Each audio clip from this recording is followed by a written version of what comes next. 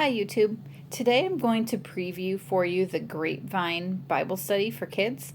I haven't seen a lot of reviews for this when I checked out YouTube, and when I was looking at their website, it was a little bit confusing to me. So I'm hoping I can maybe answer some of the questions that I had, and it will maybe help you out if you're looking at this study. We're going to be using this next year for the first time with my first grader and preschooler. When I was looking at Bible curriculums, I was really struggling with what direction we should go next year. And it's something that's important to us and is one of the big reasons why we homeschooled. So we really wanted something that we felt like was going to be a good curriculum. So I looked at several different things. I looked at some free curriculums online, but I felt like they were going to be too writing intensive for my first grader. He's good at writing, but it's not always his favorite thing to do, and I didn't want to overwhelm him. And I wanted something that was maybe just a little more help him remember this chronological overview of the Bible, but without having so much writing involved. So when I started looking at curriculums, this is one that stuck out to me. And if you haven't seen it before, their whole tagline is stick figuring through the Bible. And I am not artistic whatsoever, so that idea kind of appealed to me. So I did a couple sample lessons with them. If you get on to grapevinestudies.com, you can look at sample lessons in several different levels. And so I pulled off the level 2 that I thought would be appropriate for my first grader, and we went through a series of them, and he really enjoyed them. So that's kind of how we decided that we were going to end up going with this curriculum.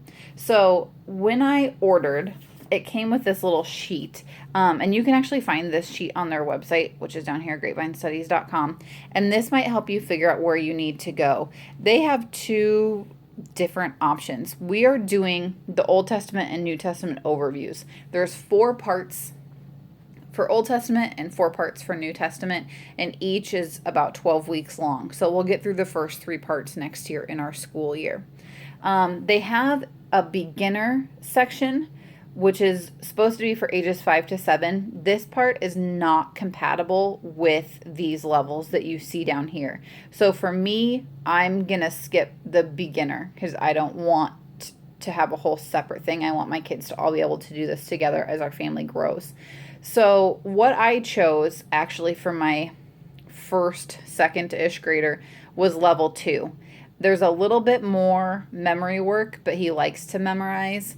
And he's good at that, so I thought he could handle it, and I can always back it off a little bit. If I feel like it's too much, I can kind of bump it back down. These 2 have the same teacher's guide, and then levels 3 and 4 have the same teacher guide.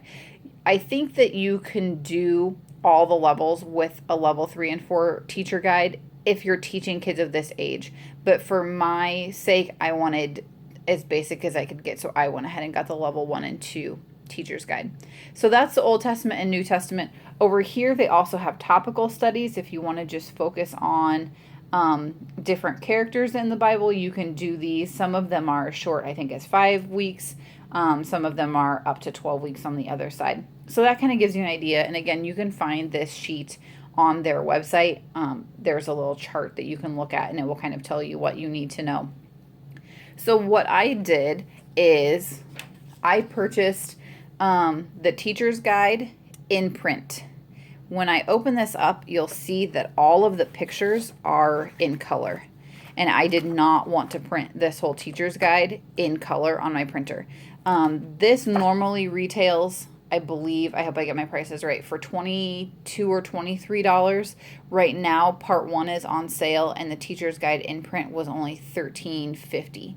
So for me, it's worth it to pay to have it printed by them and shipped to me instead of printing all of that on my printer, and I wanted to have it actually in hard copy. You can get this in a PDF format, so if you're fine with reading it off your screen, you could do that, but for, I don't know, something about me likes to have teacher's guides in hard copy. So it comes with the cover sheet and then all of your pages, not in a binder, so I just threw them in a binder.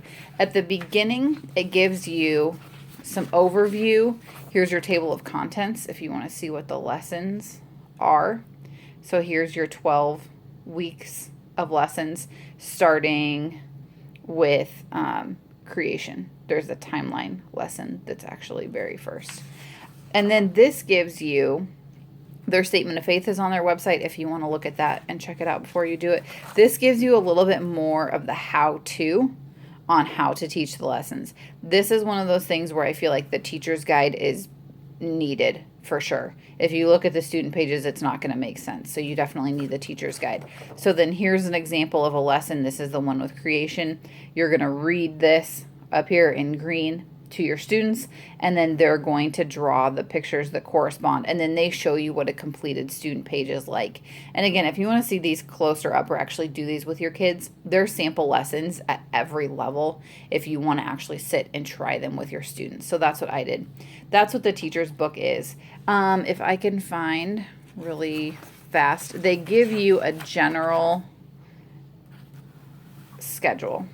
And this is kind of what we're going to follow because we only school 4 days a week, so this works for us. We'll do the timeline review page on the first day, then there's 2 lesson pages, and then on day 4 they'll do kind of their student drawing and review, practice their memory verse, that kind of thing. So that's the schedule that we will try and follow as much as we can. So that's what's in the teacher's book. So again, I got that in hard copy because I just like that kind of thing in hard copy. Then I purchased 2 different levels. I purchased the level 1 traceable for my preschool age daughter, so I'll show you that one first, and then level 2 for my first grader. This I bought the PDF printable for your family license. Right now it's on sale for $6 for Old Testament Part 1. It's $10 regular price. And we are going to have more kids coming up through our homeschool, so I wanted to be able to just print these as needed. So I started printing this. This isn't the whole packet, but I started for her. So this is what they mean when they say it's a traceable page. This is all done in gray so that your younger ones can literally trace right over what your big kids are working on. By comparison, this is what the same page looks like in level 2, if you can see them both at the same time. Okay, so this is level 2. This is what my first grader will be doing. I'll draw the pictures on our marker board for him, and he'll copy along on his page. My middle daughter will just color over them in the right colors for her section. So she doesn't actually have to draw the shapes. She's just tracing them. So that's available in level 1. So it kind of helps to correspond. So that's what she's going to be doing. And each page is like that. This finishes up the timeline lesson. The level 1 looks exactly like this without the little tracing. So if you want to see the difference between level 1 and level 2. So here's level 1 traceable, the beginning page of lesson 2. And that same page in the level 2 looks like this. Put these together. So traceable level 1, this is level 2. So you have a little bit more. In the level 1, they give them 2 boxes per page, and in level 2, they have 4 boxes per page. So the level 1 in the traceable book is longer because they have 2 pages here instead of 1 page here.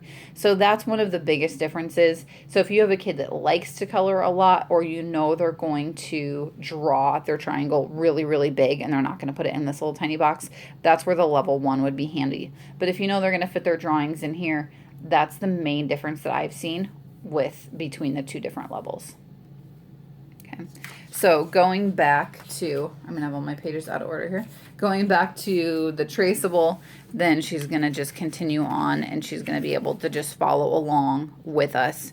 They have shorter review, memory verses, and that kind of thing. So this is the first few lessons that I already have printed for her for the traceable. At the end, they get to draw their own picture at the end of each lesson and then recite or write their memory verse, which obviously you can do orally if you have a little kid that can't write.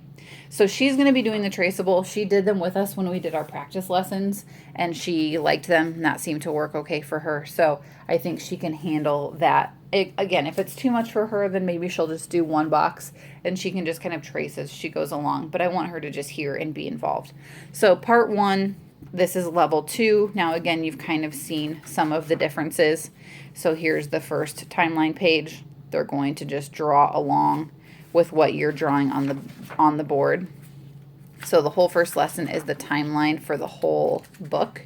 This one covers from creation through Joseph, and then we'll move on to part 2. So then again, they have 4 boxes on this page, 4 boxes on this page, so that'd be a total of 1, 2, 3, 4 pages in the level 1 and in the traceable.